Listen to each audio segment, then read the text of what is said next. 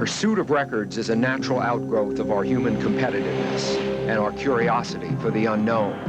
What happens when you fly faster than the speed of sound? What is it like to run a mile in less than 4 minutes? A record breaker is an explorer, confronting a vision of the world no man has ever seen before. From the beginning of automotive history, roughly 100 years ago, one record has always held a particular fascination: the land speed record. The world's fastest car. What did it look like? How fast had it gone? What was it like to drive? The average motorist would never drive cars like these, but he could relate to them, if only in his dreams. Today, the focus is on something new: the world's closed course record. One lap around any track of any length, anywhere in the world. This is the challenger for the new record, a handsome streamliner powered by a highly modified 4-cylinder passenger car engine. This is the driver, 4-time Indy winner A.J. Foyt. And this is his job: to travel more than 250 miles an hour in pursuit of the world's closed course record, to go record breaking.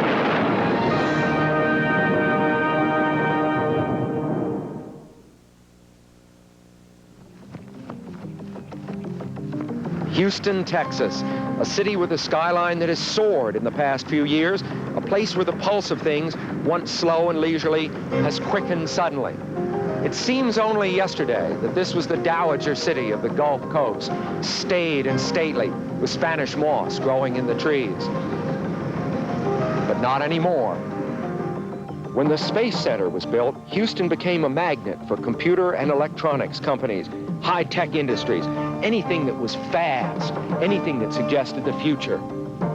They even got Nolan Ryan, the fastball ace, for the baseball team. But you know, before any of the expansion, back when this town was, well, still half asleep, there was one man whose exploits, and he operated right out of this shop, were beginning to make Houston synonymous with the idea of speed. His name? Well, you can read it right here. Anthony Joseph Foyt, Jr. His father had raced, and A.J. began competing when most kids were still reading comic books. From the beginning, he had a way of seeming to be in command. Off the track, his bigness and physical strength gave him presence. On the track, he became a winner in everything from Indy cars to sprint cars. There were years when nothing seemed to stand in his way. When he needed a technical advantage, his mechanical intuition found it for him. When he needed pure speed on the track, it flowed from him, a natural resource. He could threaten, and he could bluster, and he could charm. But most of all, he could win. Every time A.J. went out there, every time I thought of A.J., in my heart and in my soul and the way I felt, we were going to win. And we did win. We won most of the races. It could be a dirt race that A.J. would win. It could be a stock car race he'd win. And our Indy cars at that time were absolutely unbeatable, and A.J. won most of those. He won Indy 4 times. He won the national championship 7 times. He won at Daytona. He won at Le Mans. But it wasn't just his record that made his fellow drivers respect this tough Texan. It was what he was like to race against out there on the track. But you could always count on running wheel to wheel with him forever, all day long, you know, and just, it was fun racing with him because you could always count on what he was doing. He was always a gentleman, although, and you could rely on his not putting you into the wall, but he was also a very fierce competitor. I was pretty much 5 years his junior, and sort of trying to fill those tracks. He was always an inspiration to me because, again, he always did things well. He did them with a certain arrogance, a certain command, and that's what race drivers are all about, the great ones anyway.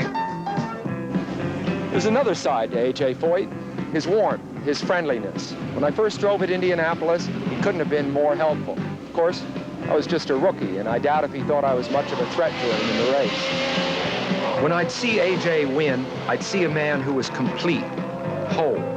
Winning was his state of mind. Winning meant business as usual. Like I've always said, you show me somebody that's a happy loser, and I'll show you somebody who's never won a race. The Foyt trademark had always been independence, a spirit of do-it-yourself. Build your own cars, run your own team. But back in 1984, a group of automotive engineers working for Oldsmobile in Lansing, Michigan, began work on a project which, although it would soon involve Foyt, at the outset had nothing to do with him or any other driver or car or event. The project began with an engine. It was called the Quad 4. We hadn't had a clean sheet of paper engine for many years, and there was a need out there. The market's changing, the needs are changing, fuel was dear, and we also knew that eventually there'd be a great interest in performance and horsepower. So the Quad 4 was a search for something that could deliver both. And he came up with the Aerotech concept as a way of combining a show car, a high-speed, functional engineering type car to give us a good platform for just exploring the high-level capabilities of the basic Quad 4 engine. The project was really a heck of an excuse to engineer some neat stuff. And just about everybody that we pulled into the project started to pick up on that. They wanted to highlight the Quad 4 engine, and we felt as though the body had to be more than just an everyday race car. It had to function well aerodynamically, but it also had to have the appearance that was a cut above any other race car. It's truly a show car. Development of the project became a complex web as high-performance part suppliers and engineering consultants cross-referenced their work. A chassis was created in England by March, the leading Indy car builder. The engine was sent to Herb Porter, a crusty old gentleman who breathes horsepower the way most of us breathe air. Porter, at the controls of his dynamometer, began the fine-tuning, began to understand the personality of the engine. And we got this one pretty happy here about a month ago. So we got more confidence we could run harder and harder, and you just keep going on in that direction. And then pretty soon the data and the engine starts telling you, well, I don't like this, so that's the next thing you fix.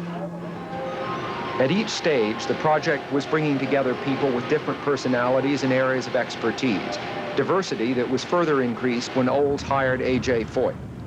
Now, engine, body, and chassis would leave their world of styling studios and wind tunnels and go to Foyt shops in Houston, Texas, there to be transformed from a project into a car named Aerotech.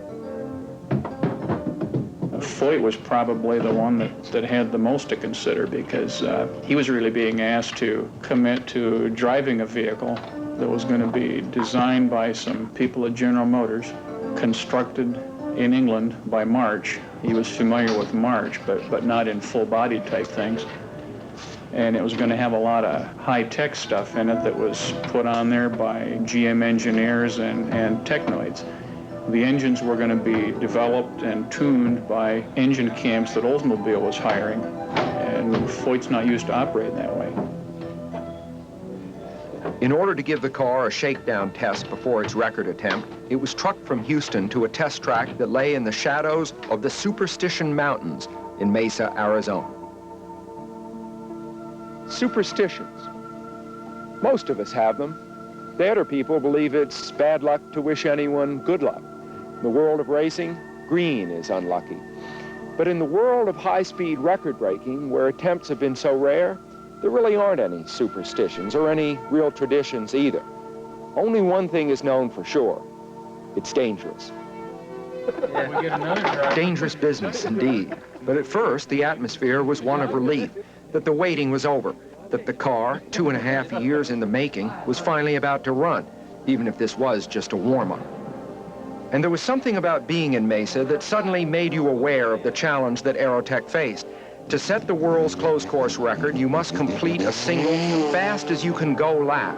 A concept that's so easily understood, it masks the agonizing engineering compromises that are involved. For example, if you tune the engine right to the ragged edge for maximum horsepower, it may not last long enough to complete the lap.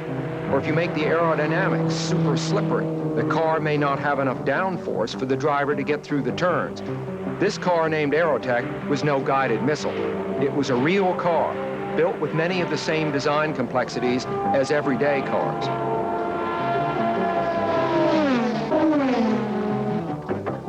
After the first laps, AJ pulled into the makeshift pits, and we saw some smoke Something was burning in the engine bay. Well, it's that damn Oh, nothing serious, just some shrouding. Watch now as A.J. deals with the culprit.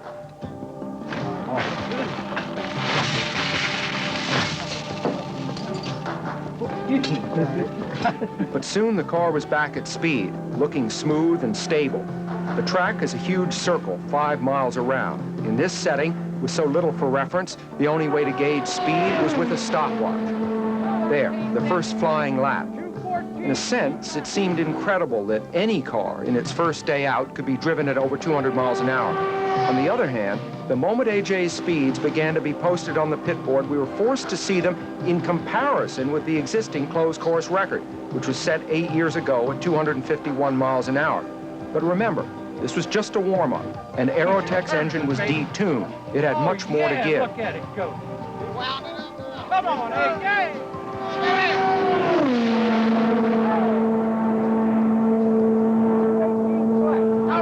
And A.J., who through the years had set a few records himself, seemed confident. When you get a car really handling good and performing, it's really, to me, nothing to it. It's just getting it up to that point. Like you say, I've held many records through the years, and that's what we're out to do, is achieve all of them again. And somebody breaks them, we'll go break it again.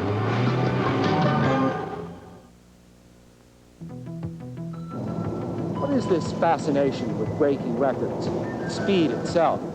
This track, with its long straights and gradual curves, was built for speed, for testing fast cars.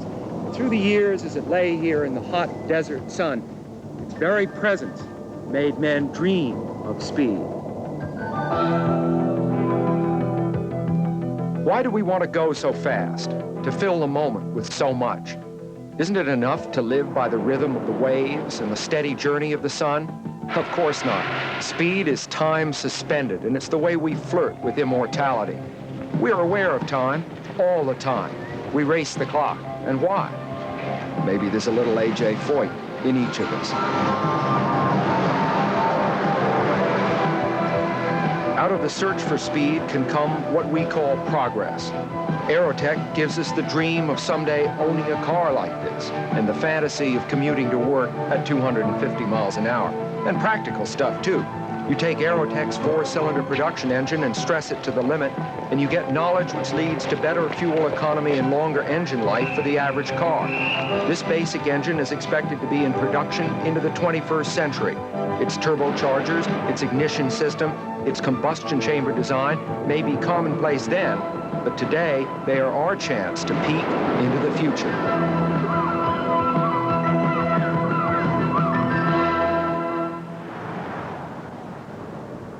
West Texas.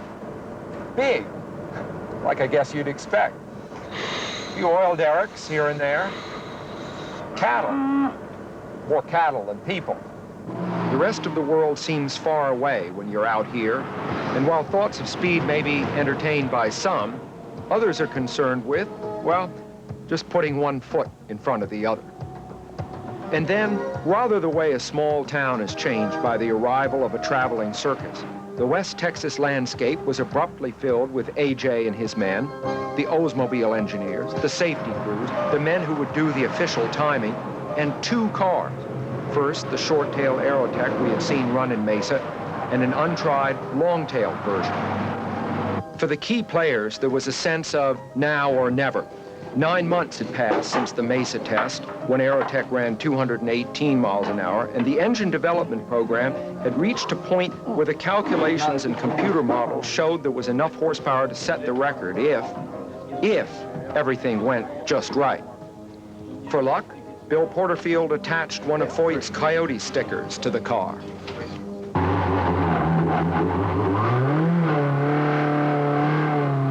When the Aerotech rolled out to warm up, I realized what a strange business record-breaking really is. A solitary car on the track, no spectators, the adversary nowhere to be seen, represented only by the abstract fact of its speed, achieved at another time and in another place. What is real is the sound of Aerotech's engine, clear and crisp across the desert landscape. And to Herb Porter, that sound is like a language all its own, telling the story of an engine coming to life. I like to hear them, and they'll tell you when they're happy. You can't tell them, or they'll spit in your eye, you know what I mean? Engines are just like people. They got to breathe good and breathe hard if they're going to run fast, so when she's really pumping hard, you know she's running hard. It's just as harder work, or maybe harder, because you're trying a lot of things at very high speeds unknown. It's very tricky, to be truthful with you.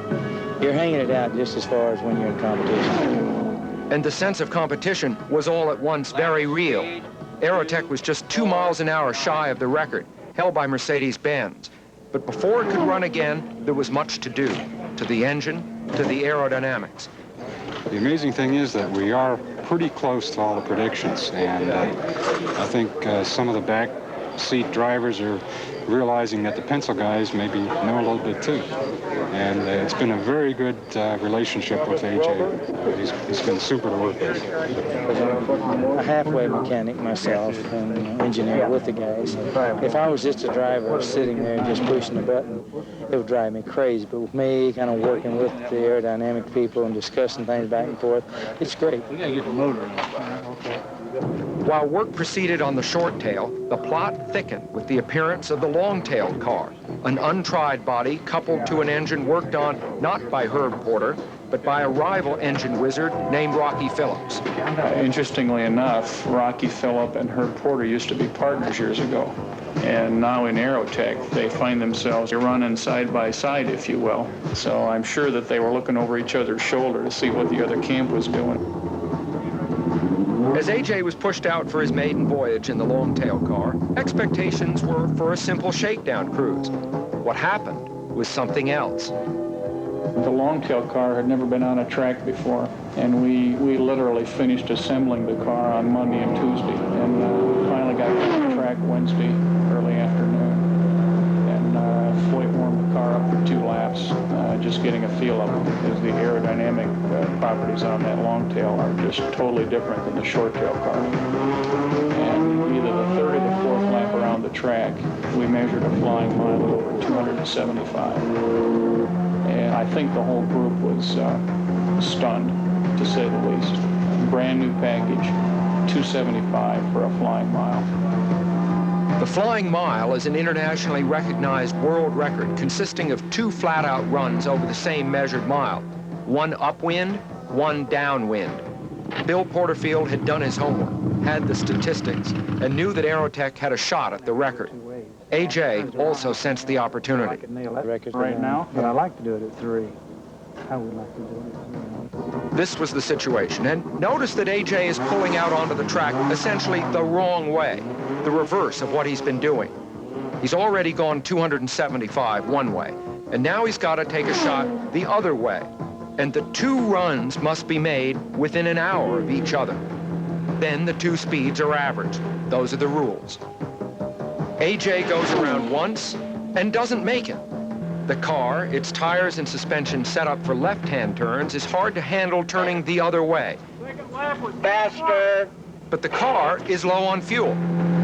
Time is running out in the hour allotted for the return run. This was not planned for and is very dangerous. Fuel must be pumped aboard next to the red-hot engine, and to save time, AJ is gamely staying strapped in the car. And yes, there is another chance for a shot at the record. But no, he misses the record by less than a mile an hour. Not enough time to make another pass. Well, he said he can't go again, so you might as well bring him in. Yet, the very next day, AJ blows the old record away, running one direction at 278 and the other at 257. Average speed and a new world record for the flying mile, 267 miles an hour. Now the moment was at hand for the attempt on the closed course record. The short tail car had been worked on through the night and was ready. You could feel the emotion, the sense that 3 years of intense effort was coming to a head here and now. The look and the sound of the car seemed right somehow, as if all the work on the engine, the aerodynamics, the chassis, All the logic and theory, all the dreams even, were suddenly fused together under the big Texas sky. It was August 27, 1987. Yeah, when you get up past what's running today, you know you're running, you know that you're on a fine line, and if you slip, you know you're going to be in serious trouble, and you better be ready for it, and you really got to look way ahead, not right in front of your nose. That's what I've found out. We knew that we were going to reach real hard. The kind of project that this is would require that. Take an engine under 2 liters, try to do the things that we're doing. We're going to be reaching out beyond the normal horizons. It's a program that we've worked on now for 3 years, and to finally see it all happen. It's an opportunity that'll probably never happen again. I'm excited. This is fun. This is great. We were glad that we've gotten this far. The interesting thing is that we really have just begun to scratch the surface as far as the potential of those 2 cars and the motor and the engines that are in them. But what a beginning. 2 world records. In the spontaneous applause, you could sense the excitement and also the relief. Everything you have to do is sit and work on it. Don't give up. You know what's there, but they get obstinate now.